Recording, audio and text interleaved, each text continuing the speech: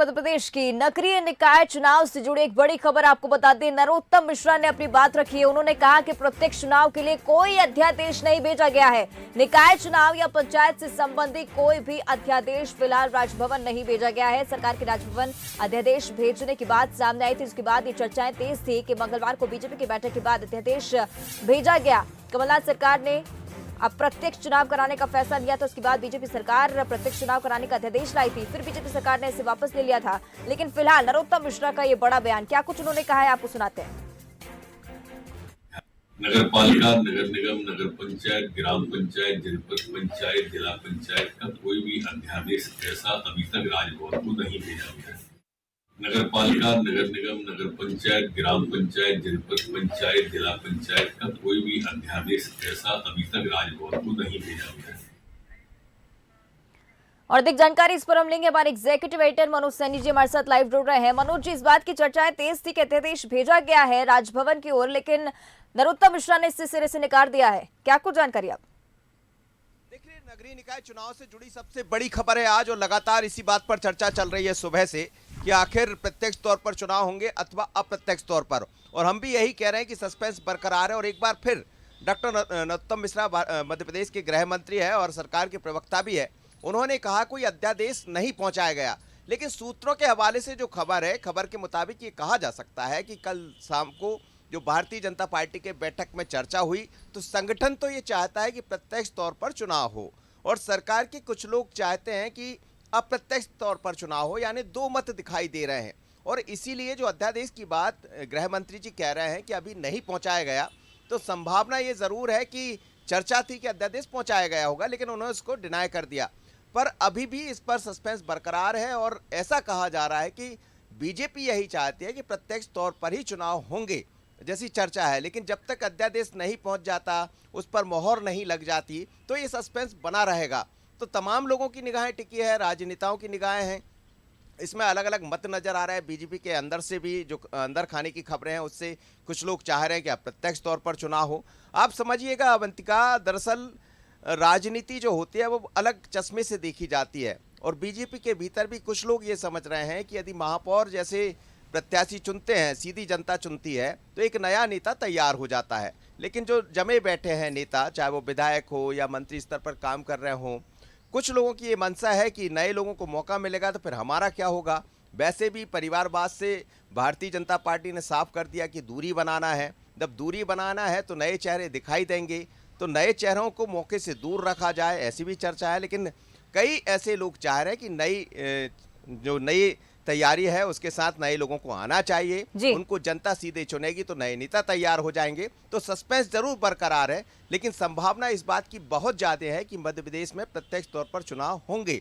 उसको लेकर अध्यादेश नहीं पहुंचाया गया तो संभावना ये भी है कि आज पहुंचा दिया जाएगा, लेकिन अभी इसमें और चर्चा होना बाकी है। चलिए देखना होगा मनोज जी क्या कुछ होता है, लेकिन आप बने रहेगा हमारे साथ। हमारे न्यूज हेड शरद द्विवेदी जी फोन लाइन पर जुड़ रहे हुए हैं। शरद जी, इस बात की चर्चाएं पहले थी कि राजभवन की ओर अध्यादेश भेजा जा चुका है, लेकिन इस बात का खुलासा अब नरोत्तम मिश्रा ने किया है कि कोई अध्यादेश नहीं है। लेकिन इधर मनोज सैनी जी ने भी इस बात का जिक्र किया कि मतों में डिफरेंसेस जरूर हो सकते हैं सरकार की तरफ से। क्या कुछ आगे होगा, आपका क्या अनुमान? देखिए, नरोत्तम जी ने जो बात कही है वो चौंकाती तो जरूर है, लेकिन जो पूरा उनका मुकम्मल बयान है वो मैं इसको पूरे कंप्लीट बयान के तौर पर नहीं देखता हूँ कि सरकार की ऐसी कोई मंशा भी नहीं है कि हम अध्यादेश इस तरह का भेजेंगे। ऐसा भी उन्होंने जितना मैंने सुना उनके बयान को, तो उसमें कहीं अभी इस तरह की ध्वनि भी नहीं हमें सुनाई देती है कि सरकार की मंशा भी नहीं है कि वो कोई अध्यादेश इस तरह का भेजे। यानी अभी ये विचार कहीं ना कहीं चिंतन के धरातल पर लगातार इस पर विचार विमर्श हो रहा है। इस पर पार्टी के वरिष्ठ रणनीतिकार जो हैं वो लगातार चिंतन कर रहे हैं। शायद कोई मन में बात इस तरह की हो कि इस फैसले को अगर हम आगे बढ़ाते हैं तो कहीं ये बात न कही जाए कि हम दोहराव कर रहे हैं पिछली सरकार ने जो निर्णय लिया था। और कुछ और दुविधाएं भी हो सकती हैं जो राजनीतिक हो सकती हैं, क्योंकि प्रत्यक्ष निर्वाचन की प्रणाली जनता के माध्यम से है, और पार्षद जब चुनते हैं तो उसमें बहुत सारी चीजें राजनीतिक तौर पर मौजूद रहती हैं, जिसके फायदे भी होते हैं और जिसके नुकसान भी होते हैं। तो इन तमाम चीजों पर शायद अभी पार्टी किसी एक राय तक नहीं पहुंची है, और हो सकता है कि 50% रणनीतिकारों का मानना हो कि प्रत्यक्ष निर्वाचन से हो, और शेष जो 50% हैं उनका मत हो कि ये प्रत्यक्ष निर्वाचन की प्रणाली से ना हो। तो पार्टी इस पर एक राय तक पहुंचना चाहती है, इसीलिए मुझे लगता है कि अभी तक ये नहीं भेजा गया। लेकिन नरोत्तम जी ने, मैं फिर कहूंगा कि ये नहीं कहा है कि सरकार की मंशा भी नहीं है, तो अभी संभावनाएं जीवित हैं कि इस तरह की कोई प्रणाली और प्रक्रिया सरकार पालन कर सकती है। चलिए, यानी कि अभी भी उम्मीद है कि प्रत्यक्ष तौर पर चुनाव हो सकते हैं। जी मनोज जी। शरद जी, मैं आपसे समझना चाह रहा था इस चीज को। प्रत्यक्ष अप्रत्यक्ष तौर पर कमलनाथ सरकार ने खैर अप्रत्यक्ष की बात कही, लेकिन जो तारीख है, यदि सुप्रीम कोर्ट की हम तारीख को देखते हैं तो 2 हफ्ते के भीतर निर्वाचन आयोग को तारीखों का ऐलान करना होगा। समय 31 तारीख को पूरा हो रहा, तो क्या माना जाए कि जो भी होगा अब सरकार को ये निर्णय तो लेना ही पड़ेगा कि प्रत्यक्ष जाना है, प्रत्यक्ष जाना है अथवा अप्रत्यक्ष जाना है। संभावना प्रत्यक्ष की बहुत ज़्यादा दिखाई दे रही है। जैसा रात को बैठक पे हुई तो बैठक में शायद संगठन ने यही चाहा है कि प्रत्यक्ष तौर पर चुनाव हो, लेकिन सत्ता के भीतर बैठे कुछ लोग शायद ये चाह रहे हैं, उसमें अलग अलग मत हो सकते हैं। तो क्या ये माना जाए कि 1-2 दिन में तो कम से कम ये निर्णय लेना ही पड़ेगा क्योंकि मजबूरी भी है? देखिए, बीजेपी की नगरीय निकाय में अगर हम स्थिति देखें तो लगभग वो 100% के रिकॉर्ड के साथ स्थानीय निकायों में अपनी मौजूदगी के साथ वो पिछले इलेक्शंस में सामने आई थी।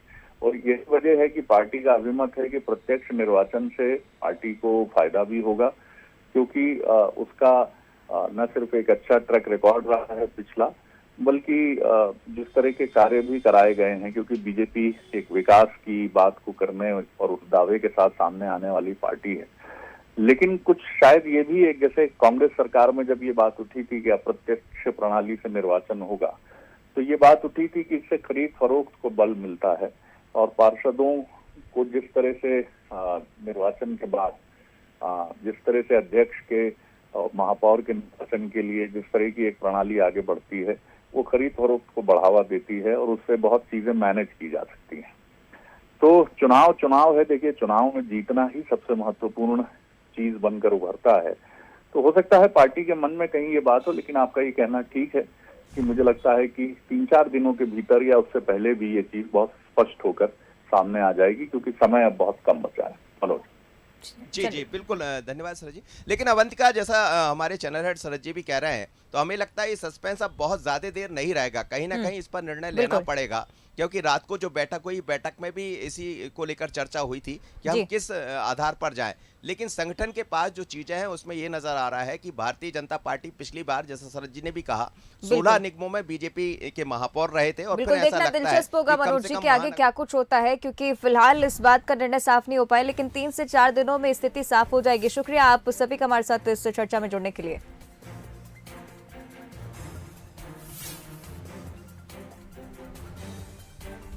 आपको बता दें कि प्रत्यक्ष अप्रत्यक्ष चुनाव होंगे, इसको लेकर संशय अभी भी बरकरार है, लेकिन जल्द ही इस बात की स्थिति, इस बात का निर्णय साफ हो जाएगा।